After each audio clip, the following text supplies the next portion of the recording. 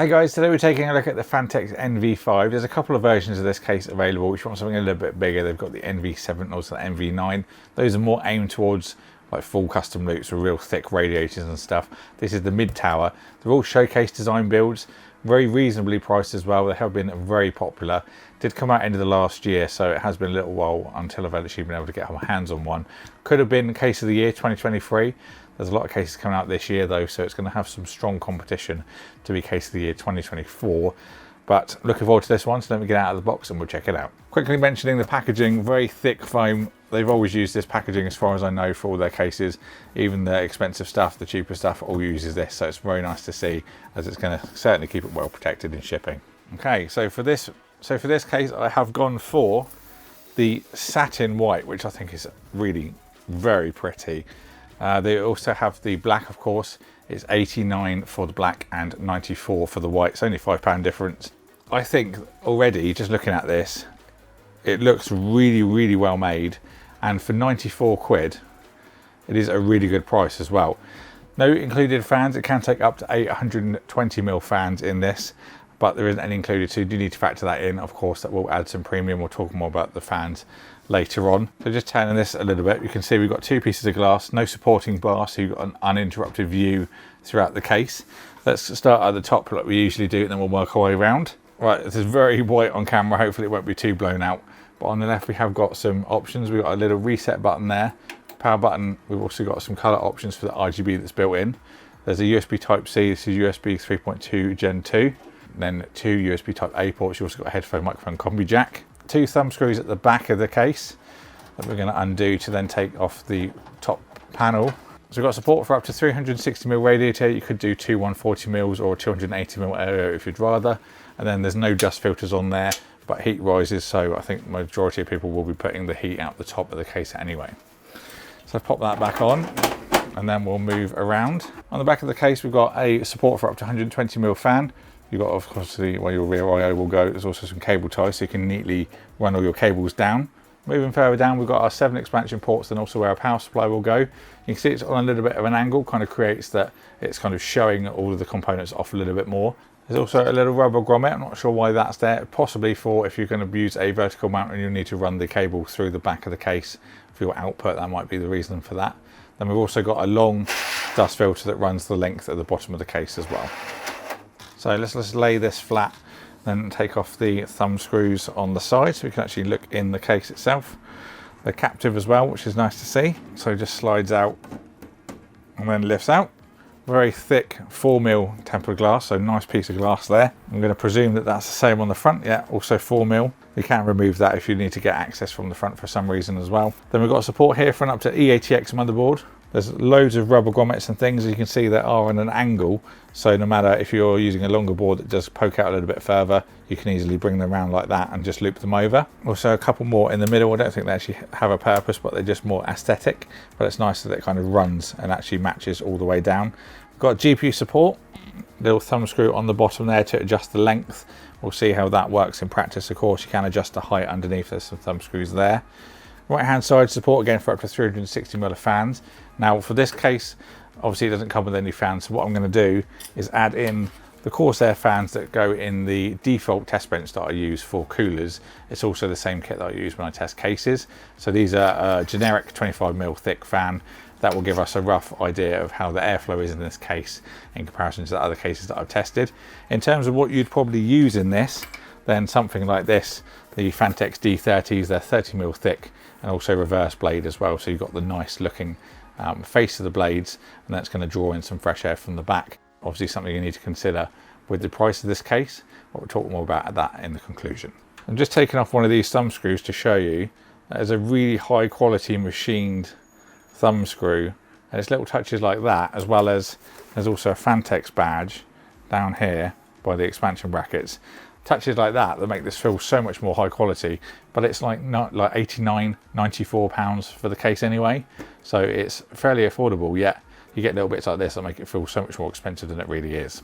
There's no grommets on the top of the case, but to be fair, if you're going to use an AO that's say 28mm for the radiator, then 25mm for the fans, it's going to cover the majority of those gaps anyway. I do like seeing grommets everywhere, but again, for the price, you can't expect them to go, you know, absolutely nuts with it. Then further down, looking at the power supply shroud, we have got a lighting strip that goes along here, and then we've also got space on the right hand side for another 120mm if you want to intake from the bottom. Also worth mentioning that you can get an additional LED kit for this case. You can get it in black and white, and it really does make this case look next level. It's very tasteful, like RGB, but it really just makes it stand out, and I can see why a lot of people do like this case. In terms of power supply length, you can support up to 230mm. They're a lot smaller than that, generally speaking now, so there's going to be really no worries there. Also got support for 120mm intake fan at the bottom there as well. And then in terms of what we can support for graphics cards, you can do a maximum of a 440mm graphics card. Nothing that length on the market at the moment, so really no worries what you're going to fit in here. In terms of your air cooler, you can do up to 180mm, and that also gives you a nice lot of room for your 12-volt high power cables, which is something that Phanteks have thought about. So you're not going to be doing really tight bends on those connectors, as obviously they're very fragile, so you can easily do those without any worries. So onto the back panel, thumb screws again to take this off. Right off the bat, we've got support here for some SSDs or hard drives. You can do 3, 3.5 inch or 4, 2.5 inch. That panel just opens up easily so you can get at what's behind. Also, of course, got our accessory kit, so let's see what we've got included. So inside here, we've got a little leaflet, installation instructions and things like that. There's a scope of delivery on there as well. We've got all of our screws in a nice little segmented case. They used to keep these just for the higher end cases, so it's nice they're putting them in the affordable ones as well. Certainly makes life a lot easier. Then we've also got some zip ties and a bit of information if you need to talk about an RMA. So fairly minimal for our accessory kit, but it's got everything you need in there. So then below, all of our front panel cables. These have all been looped around, but we can obviously take these out and have a look at what we've got. So there's going to be SATA for the RGB power and things like that. Then we've also got the 5-volt addressable RGB, HD audio, USB 3, USB Type-C, then our front panel all in one block, which is a great thing to see. There's also a couple of male Phanteks connectors. These are the 3 pins. They use a lot of these for all their lighting stuff. So for example, the D30s, you could connect onto those. And then you've also got a male 5-volt addressable RGB if you want to use some more standard stuff. So it's nice that you can easily daisy chain things together. We've got some Velcro cable ties for where the grommets are on the other side. You can put all your cables through, just loop this over on the end, and then just bring that back down, keeps everything nice and secure. Worth quickly mentioning that the back panel with this case isn't filtered. A lot of people did question that. For example, NZXT have been doing that with their cases, but it does allow a lot more performance from the airflow perspective, so that's why they didn't do it. Just means you have to clean your case a little bit more regularly, but for the performance gains you can have by just removing that dust filter, it's certainly worth it. If you're going to stick any RGB hubs or anything on this part, it's going to be really nice to be able to bring that down after and just cover that over. They can be really messy, especially if you use like the old Corsair ones that have 2 cables per fan. Can be a right jumble, so it's nice to have that cover. So I can see why this has been a very popular case, especially for £89, 94 for the white edition, and then adding that RGB kit in, especially I'm looking forward to doing that.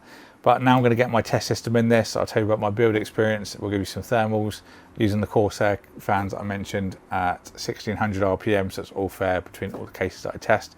Very curious to see where this lines up in the chart. But yeah, I'll get all that done and then talk to you about my overall thoughts and if it's worth your hard-earned money.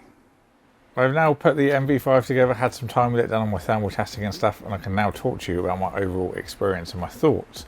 So first of all, very easy to build in, took no time at all to put all this together. I love all the grommets that this case has, makes everything so much cleaner inside, and it's also a good point to just make out that you don't generally see that many cases with grommets at this price point, so good job there, Phanteks. It was very easy to connect up the 8-pin EPS cables. One thing that I do struggle with some cases as someone with big hands as well, but this time it was a breeze, so another good thing. The cable management on the back, very easy and simple to use, and the cover's a good bonus, especially if you're going to be sticking hubs and things to it like I mentioned. One thing that I'm not really a fan of, you will be able to see the front I/O cables coming down and around the front of the case. I saw a similar thing with the Be Quiet 901 Pro. It just takes away from the otherwise very clean internals of the case. And if you're not going to be using a 360 AIO, maybe a 240 or a 280, you may be able to see it then as well. If I was going to build a permanent rig in this, I'd look at getting a little 3D cover printed or something, especially as it's going to be at eye level when it's sat on a desk. Now, in terms of lighting, I love the tasteful strip of RGB that we've got here. Nothing over the top, and it's easy to go through the options with the buttons on the top of the case.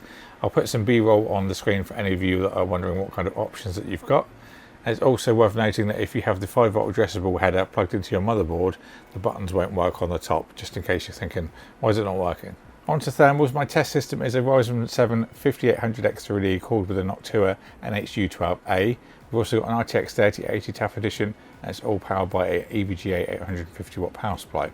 All the fans in the system are set to 1600 RPM throughout. That's for all the cases that I test, so they always remain the same. The only one thing that changes is the case and the fans that are included, so we can see how they perform. Obviously, in this case, there aren't any included fans, so I'm going to be using a placeholder, which are the ones from my Corsair 4000X, which is the system that I use as a CPU cooler test system when that insides aren't taken out and put into cases to review. It was a warmer day in the office today, resulting in a warmer high temperature of 82.4. Taking away the ambient, which was 23.6, leaves us with a delta of 58.8. Putting that into the charts versus other cases, it sits just above the middle as we do work in a reverse order, but it is worth mentioning that this is the coolest dual chamber style case that I tested. The cooler ones being traditional front-on fans, with the exception that NZX TH6 was like a kind of hybrid with the angles, but I think a very good overall result there, especially considering it's dual chamber. I'm not sure if I'm going to do a Panda build with this case. I have got some reverse D30s in black though, so we could put all those in. Let me know what you think in the comments box below, and we can have a little chat about what we could use. Also get subscribed and ding the bell so you don't miss when that goes live. Overall, I think this case is fantastic value for money. You do have to think about the price of the fans on top, that's true, but it does offer a lot for the price. Very easy to build in, nice RGB, great thermal performance as you saw. There's some other touches like the anti-sag bracket, but overall, really nice premium build, and feels very well made. I wish this case had arrived before the end of last year, so we could have included it. I'm sure it would have taken the top spot, but of course we will have some time now until the end of the year, so there's a lot that could potentially launch from now till then, so it may remain in the top 5, maybe, we'll see, obviously nearer the end of the year, but I have got lots more planned with it and before then, so get subscribed of course and ding the bell so you don't miss that. But I think that's it for this one. Anything else you want to know, then do leave a comment and I'll get back to you as soon as I can. I will leave links for this in the description box below if you want to pick one up. Big thank you to Phanteks for sending it over. Thank you all for watching, and I'll see you all in the next one.